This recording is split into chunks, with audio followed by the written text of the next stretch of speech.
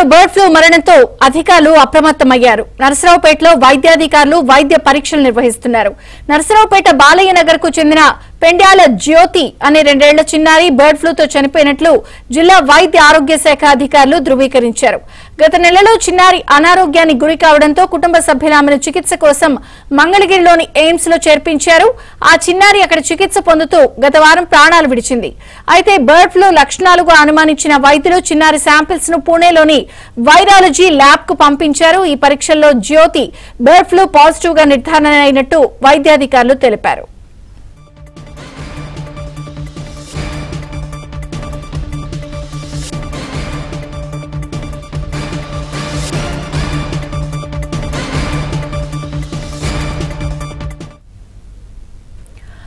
పల్నాడు జిల్లా నర్సరావుపేటలో bird flu virus తో మృతి చెందిన చిన్నారి కుటుంబాన్ని ఎమ్మెల్యే అరవింద్ బాబు పరామర్శించారు. బాధిత కుటుంబానికి ప్రభుత్వం తరపున అన్ని విధాలుగా అండగా ఉంటామని భరోసా ఇచ్చారు. రాబోయే రోజుల్లో నర్సరావుపేటలో ప్రజల ఆరోగ్య సంరక్షణకు అన్ని చర్యలు తీసుకుంటామని ఎమ్మెల్యే అరవింద్ బాబు తెలిపారు. నర్సరావుపట్నం బాలానగర్ ఓటర్ లైన్ లో చిన్నారి పెంట్యాల ఆరాధ్య అనే అమ్మాయి 15వ తేదీన చనిపోవడం జరిగింది. అమ్మాయికి అంత ముందు 15 రోజుల నుంచి కూడా మరి జ్వరం మరి రక్త విరేచనలు కావటం వల్ల అమ్మాయిని లోకల్ హాస్పిటల్ చేర్చడం జరిగింది. లోకల్ హాస్పిటల్ చేర్చినప్పుడు వాళ్ళు రక్త నమూనా పరీక్షిస్తే డెంగ్యూ పాజిటివ్ రావడం జరిగింది. దానివల్ల తల్లిదండ్రులు భయపడి విజయవాడ ఎయిమ్స్ హాస్పిటల్ తీసుకెళ్లడం జరిగింది.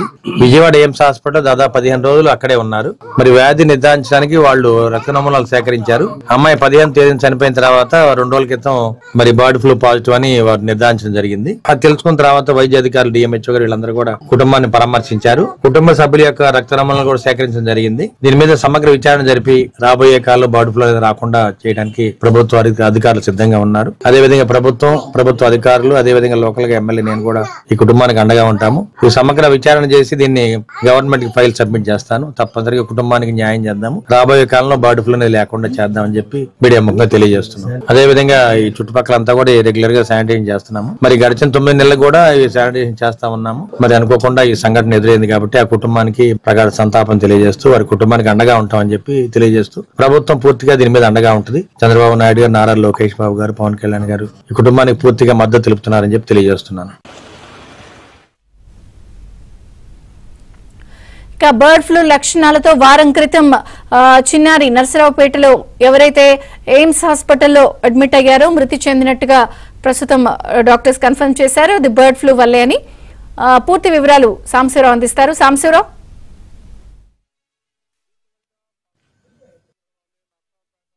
నగరం చెందిన 2 ఏళ్ల చిన్నారి బర్డ్ ఫ్లూ లక్షణాలతో మృతి చెందడంతో కూడా ఇప్పుడు అధికార యంత్రాంగం కూడా పూర్తి స్థాయిలో అప్రమత్తమైంది. ప్రభుత్వ యంత్రాంగం ఇప్పటికే అన్ని శాఖ అధికారులను అప్రమత్తం చేసి మృతి చెందిన చిన్నారి కుటుంబ సభ్యుల నుంచి కూడా ఇప్పటికే వాళ్ళని నమూనాలు సేకరించి వాళ్ళకి కూడా పరీక్షలు చేస్తున్నారు. అయితే ప్రస్తుతానికి వాళ్ళకి ఎవరికి కూడా ఎలాంటి బర్డ్ ఫ్లూ లక్షణాలు లేవని ప్రాథమికంగా నిర్ధారించుకున్నారు. వారి శాంపిల్స్ కూడా ల్యాబులకు పంపించి పూర్తి స్థాయి నివేదిక తెప్పించేందుకు కూడా అధికార యంత్రాంగం సిద్ధమవుతుంది. ఇక చెందిన బాలిక కుటుంబ సభ్యులను నర్సరావుపేట ఎమ్మెల్యే చంద్రబాబు అరవింద్ బాబు పరామర్శించి ప్రభుత్వం తరఫున వారికి అండగా ఉంటామని చెప్పారు. అదేవిధంగా నర్సరావుపేటలో భవిష్యత్తులో ఎలాంటి వైరస్ రాకుండా అప్రమత్తంగా ఉంటే పరిసరాలను పరిశుభ్రంగా ఉంచేందుకు సిద్ధంగా ఉంటామని కూడా చెప్పారు.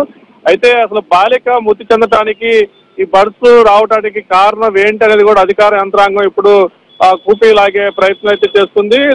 గత 4వ తేదీన పాపకి జ్వరం లక్షణాలు రావడంతో కూడా స్థానికంగా ఉన్న ఒక ప్రైవేట్ ఆసుపత్రి తరలించగా జ్వరం తగ్గకపోవడంతో కూడా ఆమెని పాపను మంగళగిరిలోని ఎయిమ్స్ ఆసుపత్రి తరలించారు. అక్కడ చికిత్స పొందుతూ 16వ తారీఖు చనిపోయింది. అయితే బర్డ్ ఫ్లూ లక్షణాలతో చనిపోవడంతో కూడా మంగళగిరి ఎయిమ్స్ వైద్యులు పాప రక్త నమూనాలను పూణేలోని వైరాలజీ ల్యాబ్కు పంపించగా నిన్న ల్యాబ్ రిపోర్ట్ వచ్చి ఆమెకు పాప బర్డ్ ఫ్లూ లక్షణాలతోనే చనిపోయినట్టు కూడా వైరాలజీ ల్యాబ్ నిపుణులైతే నిర్ధారిస్తూ అధికారికంగా ప్రకటన చేయడం జరిగింది.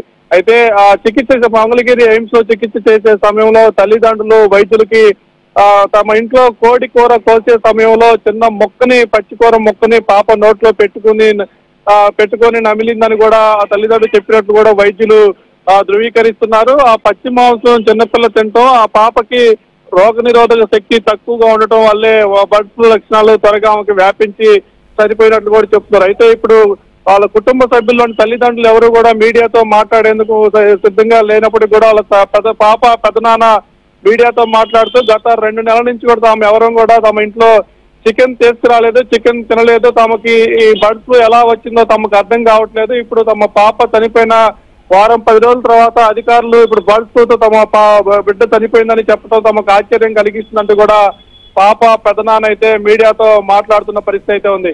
మరి అధికారులు కూడా ఇప్పటికే పూణేలోని వైరాలజీ ల్యాబ్ అధికారులు అధికారికంగా ప్రకటించిన తర్వాత బర్డ్ ఫ్లూ నిర్ధారించుకున్నారు. అయితే వాళ్ళ కుటుంబ సభ్యులతో పాటు సమీపంగా ఉన్న కుటుంబాలను కూడా పూర్తి స్థాయిలో అప్రమత్తం చేసి అక్కడ పూర్తి స్థాయిలో శానిటైజేషన్ చేసిన పరిస్థితి అయితే ఉంది. జ్వరం లాంటి లక్షణాలు, బ్లడ్ ఫ్లూ లాంటి వైరస్ లక్షణాలతో ఎవరైనా ఉన్నారో కూడా అమ్మటే వారిని ఆసుపత్రికి తరలించి మెరుగైన వైద్యం చేసి వారిని కాపాడే ప్రయత్నం చేస్తున్నారు. ప్రస్తుతానికైతే ఆ కుటుంబ సభ్యుల్లో కానీ ఆ చుట్టుపక్కల సమీప నివాసాల ప్రాంత ప్రజలకు కానీ ఎవరికి కూడా ఇలాంటి లక్షణాలు కూడా ఇప్పటికీ బయటపడకపోవడంతో కూడా అధికార యంత్రాంగం అయితే ఊపిరి పీల్చుకున్న పరిస్థితి అయితే ఉంది. మొత్తంగా రాష్ట్రంలో బర్డ్ ఫ్లూతో మరణించింది తొలి మరణం పల్నాడు జిల్లా కేంద్రంలో నమోదు కావడంతో కూడా ప్రభుత్వ యంత్రాంగం పూర్తి స్థాయిలో అప్రమత్తమై దీనిపై కూడా పూర్తి స్థాయిలో మరింత లోతుగా అధ్యయనం చేసి ఇంకా ఎక్కడైనా ఈ లక్షణాలు ఉన్నాయా, ఎవరికైనా ఈ లక్షణాలు ఉంటే వారిని ప్రాణాలు పోయే పరిస్థితి కూడా రాకుండా కాపాడే విధంగా చర్యలు తీసుకోవాలంటూ కూడా అధికార యంత్రాంగం అయితే చర్యలు తీసుకుంటుంది. విచిత్రిక.